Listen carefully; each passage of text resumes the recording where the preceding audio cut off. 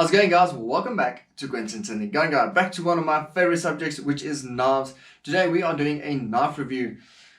The Adimanti Skimen from Torch SA. This is imported by Torch SA as they are the sole importers of the Ganzo series of knives. So fairly new in the country. You've probably heard of the Ganzo or the Firebird, but probably never the Adimanti. That's the flagship series of the Ganzo series of knives, and this is the first in their design series, the Skimen. So let's check it out. This goes for 1,099 Rand normally on Torch SA, but from Monday they've got a special going on, less 35% off from the 26th to the 30th, so don't miss out on this sale. So we're sitting down at the table, which means that you are going to have a closer look at the product that we are reviewing today. So as stated earlier, this is the Adimanti flagship series from the Ganzo manufacturers. Nice little sexy thing. Let's get to the unboxing. I've had it for, let's say, just over a month, close to a month. Adimanti, good looking box. It says that it is manufactured by Ganzo knives at the back. Inside there's a neat little bag which has the Ganzo logo on as well. I think that's more like for storage, or maybe getting it as a present. If you're scared that it's going to scratch up in your EDC drawer, probably. And then it's called the Skimen because it's designed by this gentleman, which is Skimen Rislan. I think, hopefully I'm pronouncing his name correctly. This is a knife repairman from Russia. Apparently a very big knife guy over there. So he impressed Ganzo so much that they decided to ask him to design a knife for them. And really interesting that there's quite a bit of thinking that went into this knife. This isn't just a cheap knife. Well, it is cheap because it's going for just over 1,000 Rand.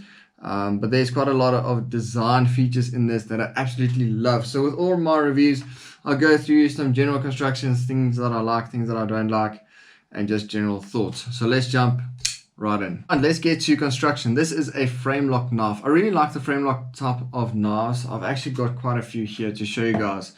This is a Kershaw. I've had this since 2006. So this has been rotating in my everyday carry every now and then. Very interesting blade. Old but still going strong.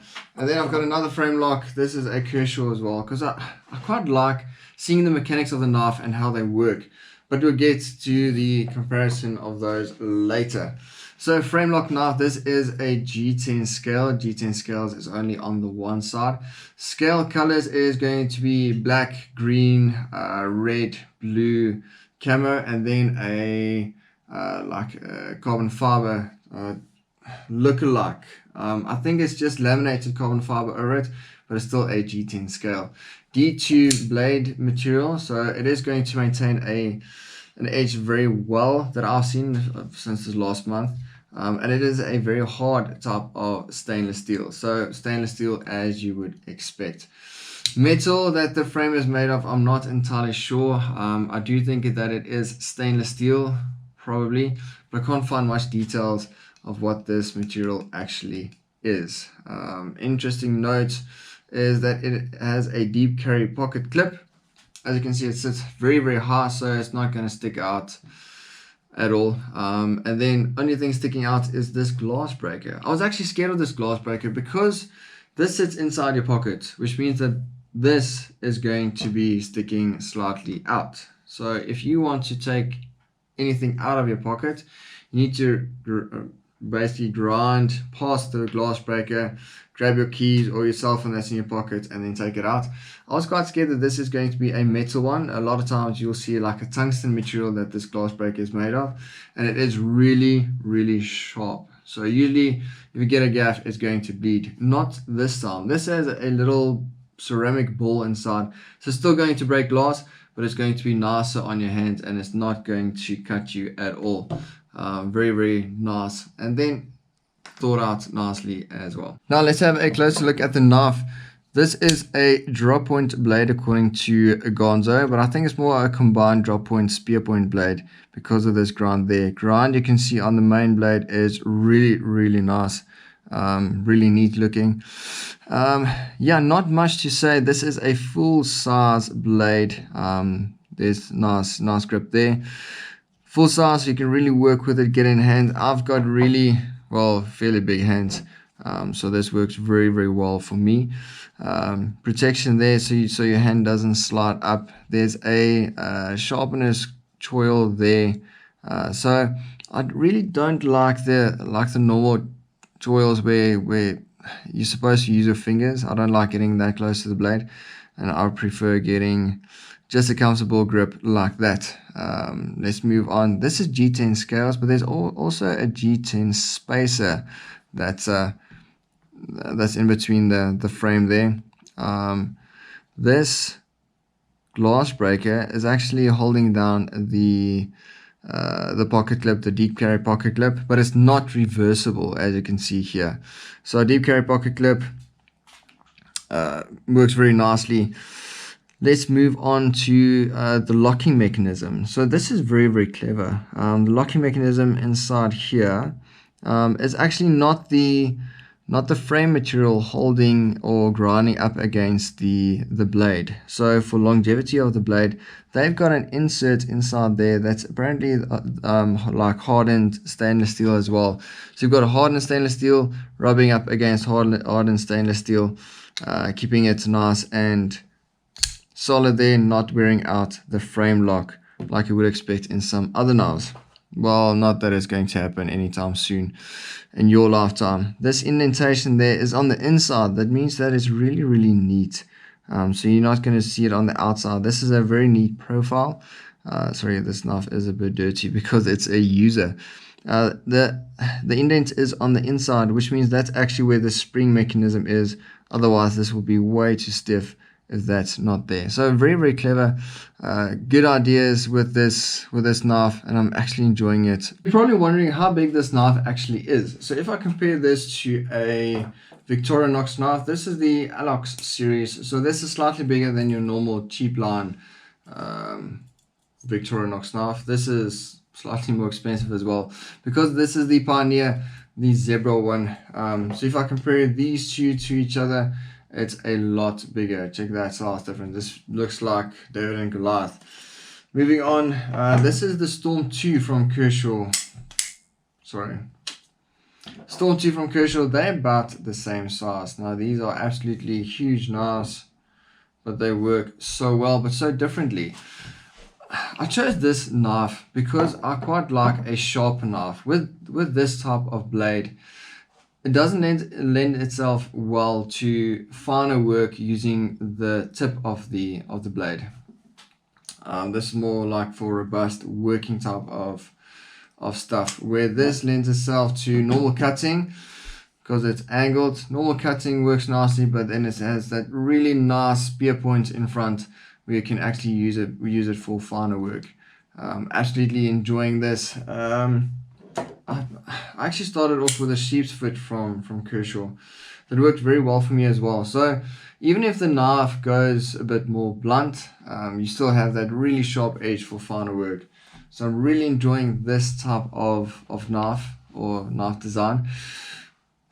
I like knives that have, or not just knives, anything in my everyday carry that's got more than one use. If I can use it for self-defense, then I absolutely love it. The same thing with torches. I like carrying the T11R because I can use it as a blunt weapon, as a kumiton.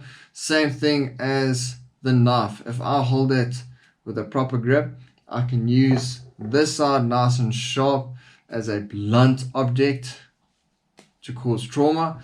Or if I want to use the glass breaker, I've got enough force and enough grip on there to have a proper swing and then break the glass. Also, this is a really nice sharp point. So if I need to defend myself, I can easily do that with this knife in a stabbing motion. I quite like the ice pick stab grip, or ice pick grip to stab with, just because of my training. I train under Adimanti Skimen from Raven Strategic Defense. He's a Piper Guardian, so we learn the Piper system. If you don't know it, Google it. They are absolutely badass. It's from South Africa, from Cape Town specifically. So it is a very aggressive and a rough way to neutralize a threat. But absolutely still enjoying this. Let's do a sharpness test. So if you guys follow me, you probably saw my mail time where I received this knife, where I did an unboxing anyway. So if you haven't seen that, please check that out. So in South Africa, there's two ways of checking how sharp a knife is. The one is using it on biltong. Now, if you don't know biltong, if you're not from South Africa, it's like beef jerky that the Americans make, but just better tasting. It's got a lot more spices in, and it's really, really nice. So that's a good way to test your sharpness of your blade. Unfortunately, I ate all the biltong, so I can't use that tonight.